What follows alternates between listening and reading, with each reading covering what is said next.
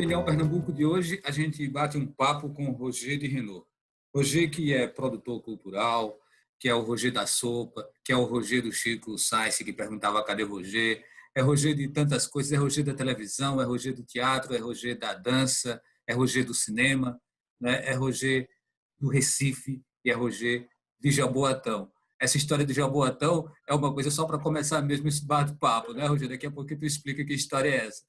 Eu quero lembrar que o programa Opinião Pernambuco ele também é exibido na Rádio Universitária FM 99.9 e na Rádio Paulo Freire AM 820 kHz.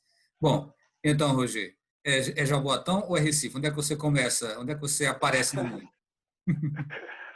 Ô, Valdir, beleza? Prazer, meu irmão, falar com você, principalmente por aqui, que a gente fica até mais próximo. Não, porque Recife tem esse negócio, né? A gente fala Jaboatão, passou de Piedade ali, já é Jaboatão, né? Passou Setúbal, é Jaboatão, porque é Piedade. Eu nasci no Hospital da Aeronáutica. E a pessoa pode dizer que é de Jaboatão quando ela nasceu em Jaboatão mesmo, Jaboatão, né, centro, Jaboatão velho. A beira da praia de Jaboatão é muito fácil, né? Então, meu pai era militar e eu nasci no Hospital da Aeronáutica. Mas como aqui a gente também tem essa vantagem, né? Recife, Olinda, Jaboatão, todo mundo, tudo vira Recife, né? Então é isso. Eu sou também de Jaboatão pelo respeito que eu tenho pelaquela cidade. Eu nem digo que sou um cidadão jaboatonense, né? Você sempre levantou uma bandeira muito forte de valorização das coisas daqui. E não apenas das coisas que tradicionalmente eram consideradas muito regionais ou muito brejeiras, mas as coisas de um Recife cosmopolita, de um Recife plural. Então, assim, você hoje se identifica muito com esse Recife. Eu queria que você falasse um pouquinho sobre essa multiplicidade de sentimentos, de vertentes que emanam assim desse ser chamado Roger de Renault. Ô, meu irmão, obrigado, cara. É difícil assim, esse tempo, eu acho que gastaria, não vou falar nem em tempo, né? Gastaria algumas cervejas a gente conversar isso, inclusive porque a nossa principal medida de tempo em Recife são cervejas e, de preferência, na beira da calçada, né? Que a gente tem também essa outra característica. Pois é. E aqui nem funciona se não molha o teclado, né? Pois é.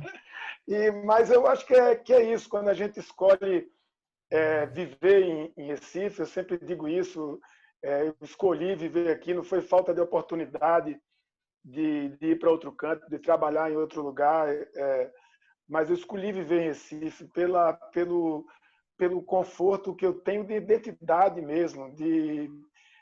As pessoas às vezes perguntam, você nunca saiu de Recife? Eu falei, ia estar me dando um trabalho tão grande estar voltando agora para cá e entender que perdi tanta coisa, né?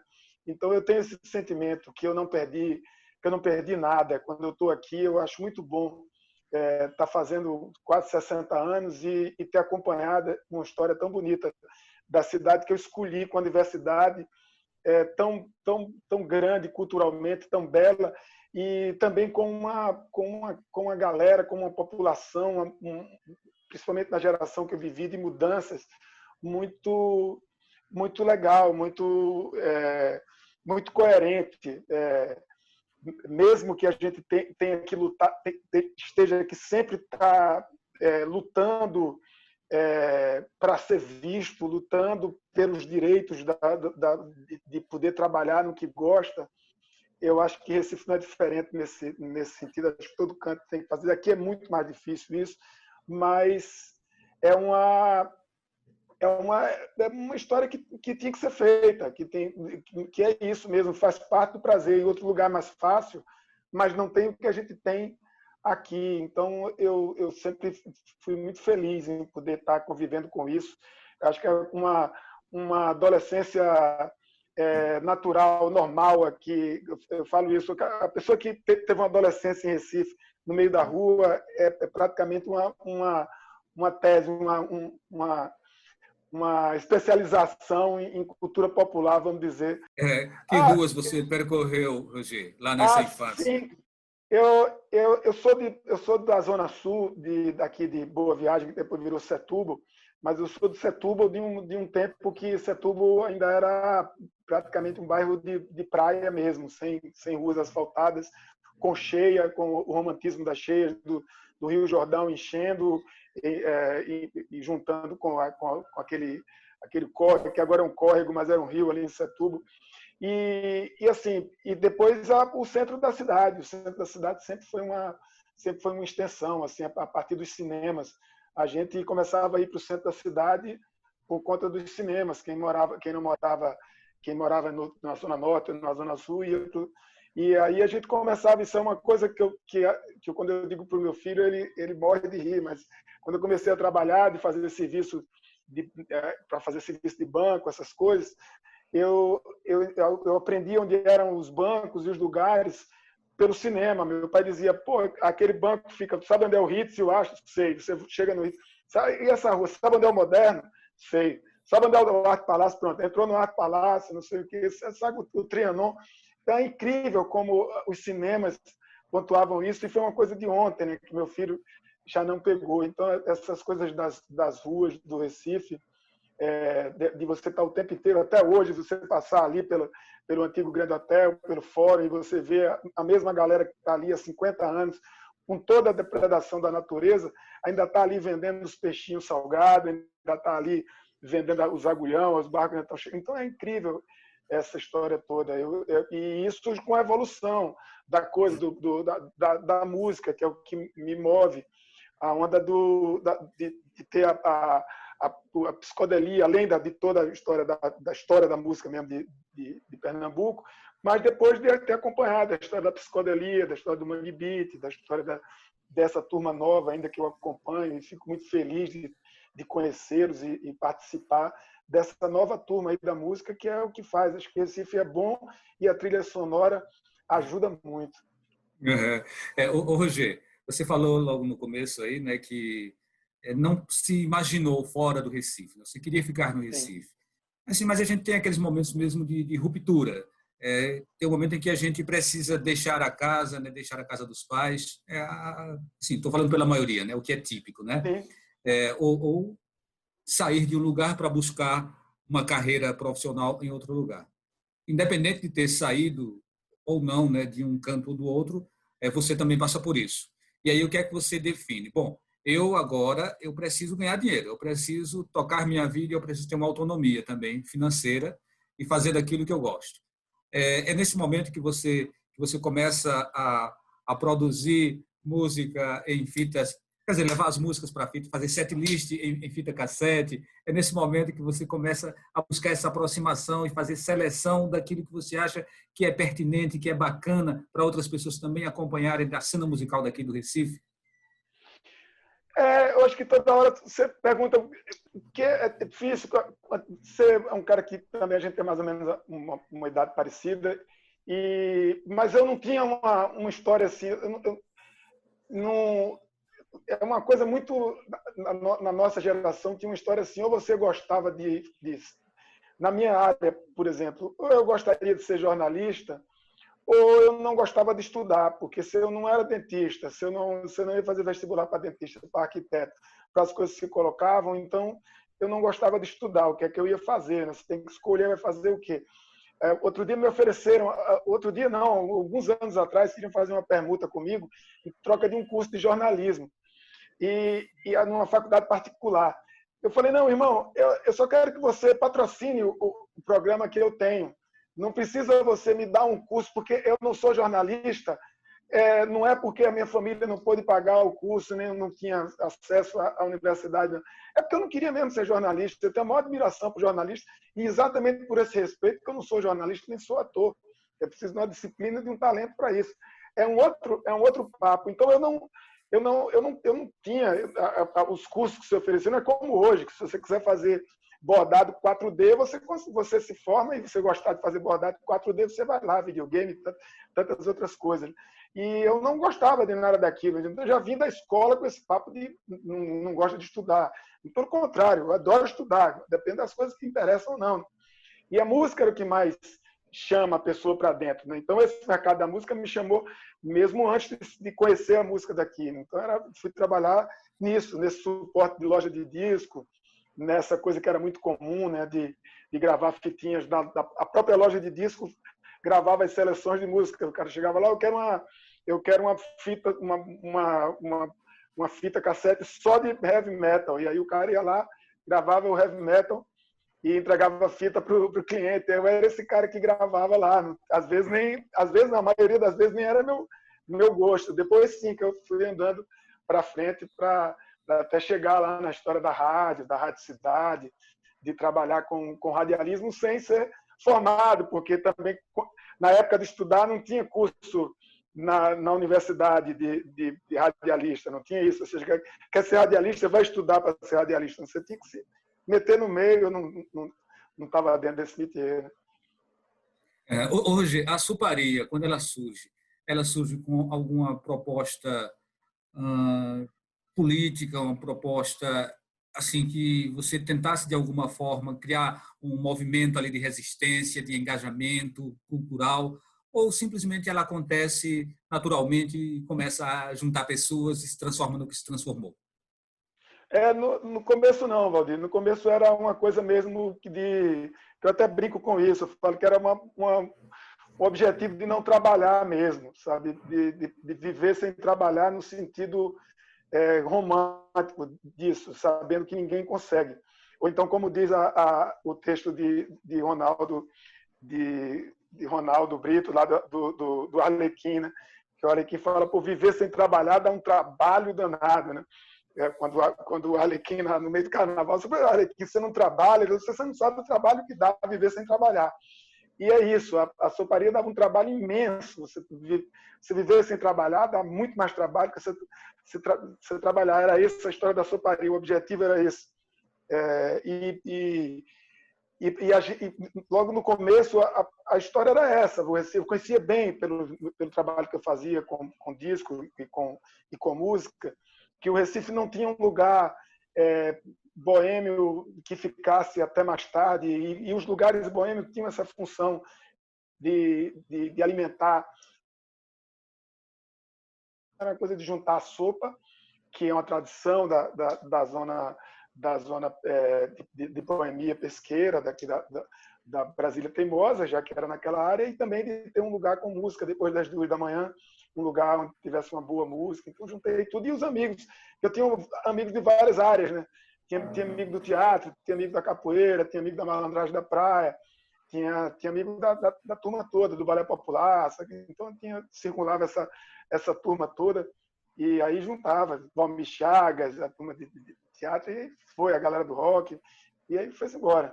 Aí, sim, aí termina virando uma coisa política, porque era uma alternativa, né? Era uma alternativa àquilo. Os bares nessa época faziam voz e violão, não faziam música autoral, né? E aí passou a ter música autoral, reforçar essa coisa, e foi legal. Aí sim virou uma coisa política. Qual é a relação da soparia enquanto um espaço de engajamento, né, político, cultural, e o movimento Mangue, né, considerando que tudo acontece exatamente ali na década de 90? E assim, você tem toda uma aproximação com o Fred 04, com o Renato, com o Chico, né, com o Jorge, enfim, né? Qual é essa relação da soparia com o movimento? Ele vira uma espécie de ancoradouro também para o Mangue Beat? Era um lugar de encontro que de outra galera também. Mas do movimento Mangue Beat, como era a minha geração, e eu já tinha uma ligação desde o tempo do disco, de que eu vendia disco e que divulgava a gravadora com Paulo André, do Abril pro Rock. O Abril pro Rock, a primeira reunião do Abril pro Rock foi lá na soparia, com os primeiros artistas se reunindo lá à tarde. A soparia passou a ser um ponto de encontro depois dos shows, antes, mas depois dos shows também. E com o início do movimento Mangue Beat, foi quando a gente começou a dialogar com outros estados, a romper uma coisa dos atravessadores.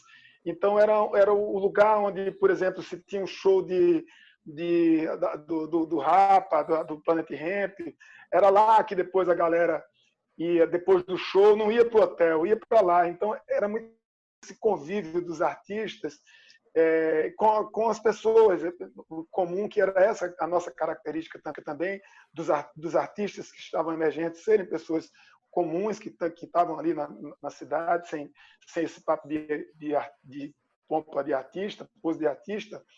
E isso era a importância do bar era essa.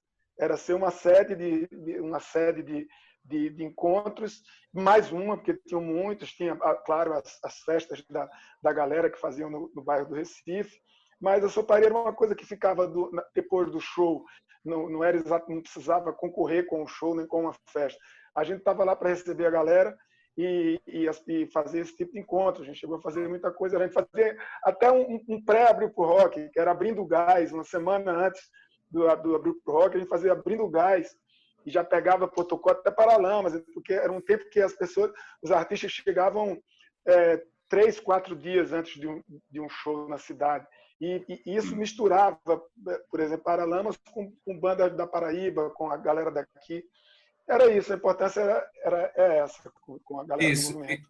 Isso, Roger. A soparia fechou, né, mas essa tua peregrinação pelo mundo da cultura, né, pela agitação aqui da cidade do Recife, ela continua e vem para os tempos atuais. Então, a gente vai trazer um pouco também uma fala tua sobre o momento, né, que a gente está vivendo, mas isso no próximo bloco. Então, a gente retorna daqui a pouquinho. Opa, beleza. Legal.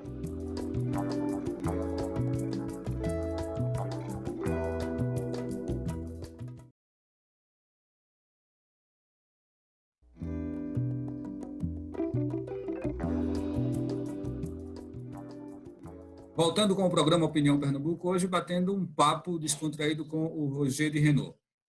Roger, a gente falou muito no primeiro bloco sobre a soparia, né? Mas essa marca da sopa ela fica na tua cola, né? E depois vem o som da sopa diário, né? São vários projetos que você vai desenvolvendo que eles derivam exatamente dessa construção inicial. Você poderia falar um pouquinho sobre essa tua incursão, né? Pelo rádio e pela televisão, exatamente quando você leva o som da cidade para a Rádio Cidade e depois você leva o som da sopa e sopa diário para a TV Guararapes, TVU, não sei se TV Pernambuco chegou, não lembro se chegou a exibir também, enfim, né? É um mergulho no mundo da televisão aqui em Pernambuco. E ainda tem essa outra coisa que a gente leva depois para a televisão em rede nacional. Mas fala logo sobre televisão em Pernambuco.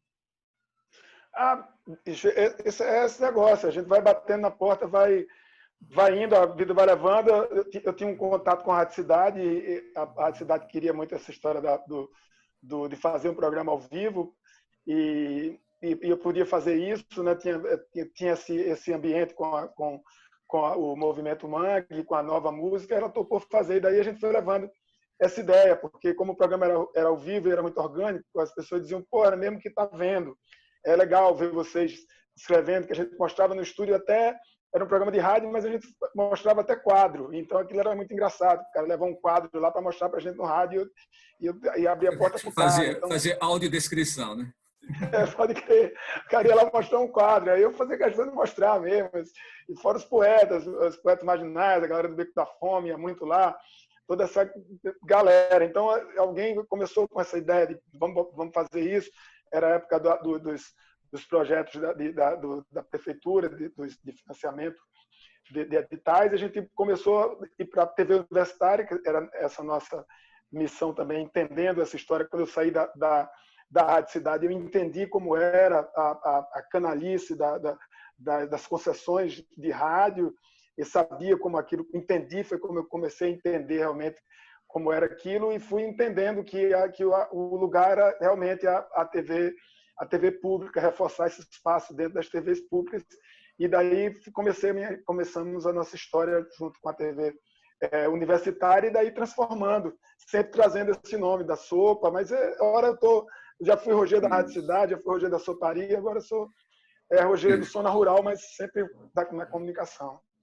Mas assim, uma bandeira muito forte, essa que você levantou pela comunicação pública. Você chegou a fazer parte do FOPECOM, né? Você sempre foi presidente, diretor da TV Pernambuco, teve essas passagens pela TVU, e isso ficou muito claro, né? Você passou a defender a democratização dos meios de comunicação. Eu acho que a gente tem que estar sempre nessa história, porque se a gente gosta disso, se a base disso tudo é essa escolha que você tem de ficar na sua cidade, você não pode ficar oprimido, e você sem a comunicação não consegue fazer isso. Eu continuo acompanhando a galera do FOPECOM, hoje eu também faço parte de qualquer como levante que se tenha de organização em prol disso. Faço parte do Acorde agora, que é um movimento também de trabalhadores da música, para também procurar melhoras para a classe e reforçar as nossas representações no Conselho. E sempre estou nessa, Valdir. Você sabe que eu já sofri, inclusive até aí fico muito feliz da mudança agora de conselho, de estar formando a TV e rádio universitária, estarem formando conselhos, porque até aí eu já sofri represália por conta das críticas que tínhamos, né? E eu nunca fui também de falar isso. Sempre nunca ofendi ninguém, mas a gente precisava muito dessas mudanças e faz muito tempo. Quando eu fui ver agora, fazem 20 anos que a gente briga. A gente não pode deixar nem dar murro em ponta de faca, mas está sempre amolando a nossa mira, né? Já que a gente está sempre brigando com gigantes. Então é legal, eu fico muito feliz que a gente estejamos juntos nesse novo conceito, nessa nova forma de gestão, um conselho curador, e que é muito bacana isso dentro do núcleo de TV e rádio universitária, que é para onde a gente pode falar e criar, é a missão da universidade. Né? Então, eu não podia fazer de outra forma, estou nessa. Pode ser nas cornetas do Zona Rural, pode ser no megafone, pode ser no bar, esculhambando o povo no meio da rua e celebrando também, porque celebrando a boa música e as coisas boas que acontecem na cidade.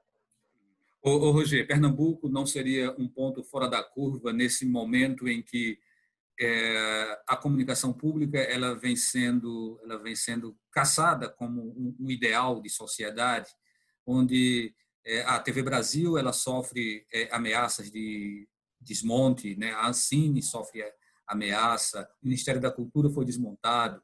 Então, assim, cabe a Pernambuco levantar uma bandeira de resistência, assim como aconteceu lá em 1817, que nós dissemos não à monarquia e queríamos uma república. Sim, eu acho que Pernambuco sempre teve a gente tem essa missão espontânea, né? Porque isso é histórico, né? A nossa posição progressista, né? De Pernambuco. E eu acho que o momento é muito bom. A gente, quando eu falo no Acorde, eu podia falar também da galera de cinema, tem se reunido em numa conjunção nacional, mas com a galera do cinema pernambucano muito unida e muito como uma alavanca para esse posicionamento e trazer a sociedade. A gente nessa quarta-feira agora, logo após, agora às 9 horas da noite dessa quarta-feira, a gente tem uma live, um começo de um projeto da gente no YouTube, que vai ser com a Noite do Espantalho, e com o seu Valença participando dessa transmissão no YouTube, mas que visa isso, a denúncia desse desmonte fascista, do nosso audiovisual, da nossa comunicação, que é o nosso, eles vão no nosso calcanhar de Aquiles, que se desmontar a nossa comunicação, quebra a gente. Então, agora a gente tem a rede para isso, para reforçar, para denunciar e para se articular contra esse desmonte velado. Então, galera do cinema está organizada, galera da música está falando mais alto. Hoje, quem puder se ligar aí, se liga no YouTube do Zona Rural, que está o seu Valença falando sobre o filme, que é um grande símbolo dessa resistência que foi feita em 74, né? E hoje a gente está retomando para usar ele como memória atual disso, né? Roger, o tempo já está chegando ao final e por isso que é difícil, né, a gente trazer tanta informação né, de uma forma tão rápida. Mas vamos dedicar esse restinho do tempo ao Som na Rural, né, o Som da Rural, que é um projeto bacana e que tem resistido e que hoje assim é ainda a tua identidade. E espero que continue por muito tempo. Fala um pouquinho sobre esse projeto, né? A Rural tem gasolina aí para rodar muitas léguas ainda. O Zona Rural, a gente ficou sem chão, como todo mundo, mas a gente mais ainda, porque o trabalho do Zona Rural é exatamente esse, aglomerar pessoas, promover abraços e beijos, isso é tudo que está mais proibido para se fazer hoje em dia, e a gente já vivia numa dificuldade muito grande. Eu falo que em Recife a gente trabalha o dia inteiro para dormir em Bacurau, e aí quando abre o olho de manhã desperta em Sucupira. Todo dia é mais ou menos assim. Mas o Zona Rural já está acostumado com isso. Somos um bocado de nego velho e a gente está aí na internet trabalhando para caramba, ganhando muitos acessos, muitos seguidores, muita gente participando. Temos mais de 25 mil seguidores. Botou ela para ligar, ajeitou bateria, e a gente não pode juntar gente na rua ainda, mas a gente já pode sair como carro de som. Vamos sair como carro de som já a partir da próxima semana, tocando música, falando coisas, animando a cidade e falando que é isso. A gente tem que começar a arrumar soluções não para o pós-pandemia, para essa situação que eu não sei nem como chamar, mas essa situação caótica que a gente está de loucura, de emoções e sentimentos. Então, a gente vai para a rua, a Rural já está aí, continua, que a nossa função é essa, a gente continua juntando as pessoas de qualquer forma. Então é isso, G. Umas palavrinhas aí finais para a gente encerrar. Márcio, não, eu queria agradecer, deixar esse espaço que é sempre muito rico, eu fico emocionado falar na TV Universitária, sempre, sabe? Acho que é uma coisa que acompanha não só a mim, mas toda a cultura, tem uma coisa histórica dentro de Recife, que a gente luta tanto tempo para isso, participei agora das lives, das reuniões aí da liberação, de estudo do Conselho, e para a gente é um momento histórico. A gente que acompanha isso há 20 anos e saber que isso está acontecendo agora como você fala mesmo, é um momento decisivo de se estar na contramão, porque é isso, a gente tem um histórico de contramão e vamos nessa. Agora não tem mais retorno, não. Ok, obrigado, Roger. Obrigado a você que nos acompanhou também. O Opinião Pernambuco de hoje fica por aqui. Até um próximo encontro.